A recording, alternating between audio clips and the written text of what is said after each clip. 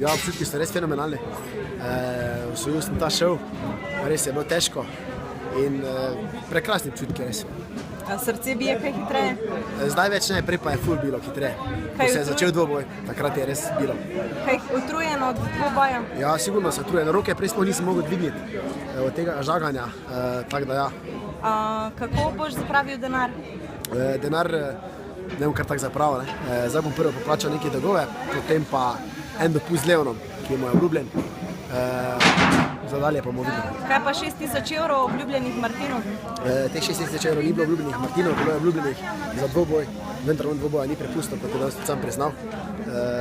Tako da jaz njemu nisem nič dolžen, je pa samo moje dobro srce, če bomo kaj pomagal in bomo dal kak evro.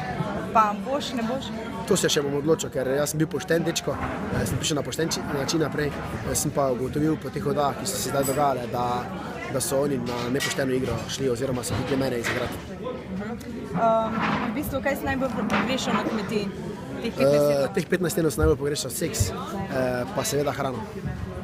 Seks prvi teden z Elizabet, je bilo seksa? Ne, ni bilo z Elizabet, imamo posebno prijateljski odnos, to so seveda izmišljotine, tako da ni bilo nič.